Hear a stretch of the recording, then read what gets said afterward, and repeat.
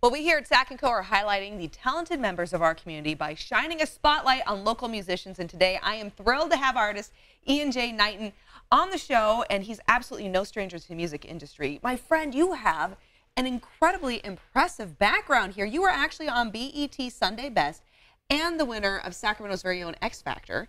So congratulations, round of applause for you. But first I want to talk to you about your experience on BET. What was that like? Well, in 2007, I had just moved to Sacramento, California, changing my life, changing the scenery from coming from the East Coast. And I was sitting in my living room watching season 1, and I just had a divine inspiration that next year I was going to do the show. No way. And it happened. Wow. I was casted as one of the top 20 finalists on BET Sunday Best Season 2. It was a great experience. That's awesome. Good for you. So you were just sitting there and watching and you're going, yeah, I'm going to do that. Yeah. Okay. I'll be on that show next year. There you go. Awesome. All right. And that's what you did with Sac&Co too, right? You're watching Sac&Co, like, I'm going to go do that. And then here you are. Just kidding. Okay. And then also Sacramento's X Factor. Tell us about that experience, because you won that. Yes, they were holding local auditions via another broadcasting here in Sacramento, California. And I went to that audition, I would say about 2 weeks after a major surgery. No way. And went through the process of that, and they flew me to the actual audition where I was actually one of the top 100 in X Factor for season 1. No way. Yeah, but I won Sacramento's X Factor 2011, if I am correct. Wow. Okay, so you, my friend, have really been able to develop a great experience in the music industry in performing. You had mentioned that you came from the East Coast when you moved here. You're originally from Georgia, right? I am. Okay, so tell me about your path coming here to Sacramento. What led you over here? Well, Was it just a series of things? Just as a musician, you're like, you know what? I got to go change the scenery like you mentioned. It actually wasn't a musical move. It was actually a divine move. Okay. In 8th grade, where I matriculated at Randolph County Elementary School, we did a time capsule, and I said I wanted to live in Sacramento, California. No way. I promise. I don't have any family from California. Okay. And I wrote down in 8th grade that I wanted to live in Sacramento, California, and I wanted to be a plastic surgeon. Well, I'm not a plastic surgeon, but I do live in Sacramento, California. That is the coolest. Okay, so now 2 things where you're like, you know what, I'm just going to go do that. And you did. That's inspirational in itself, let alone being a very talented musician. So very, very cool, my friend. All right, so let's talk, though, about your music, because you sing. What inspired you? Where did your love for music begin? And how did you get to where you are today?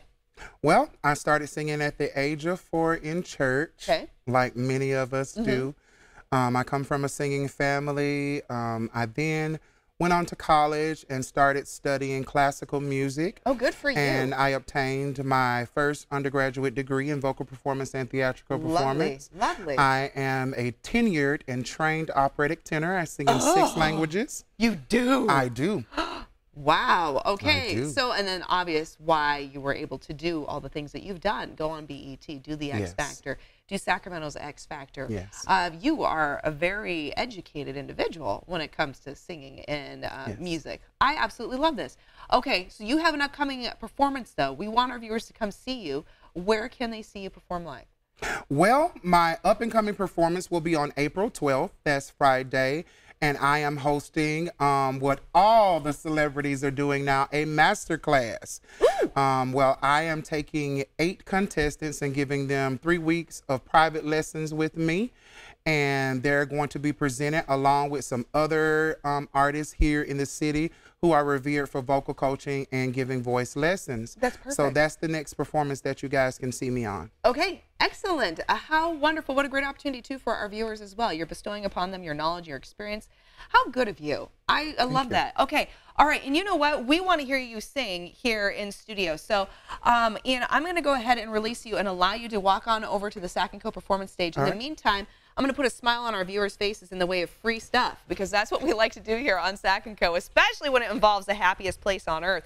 We want you to get your ears on in time for the Mickey and Minnie celebration. We're toasting to the legendary duo that started all for the 90th celebration festivities, and of course, we want you to go for free. So this is what we're giving away.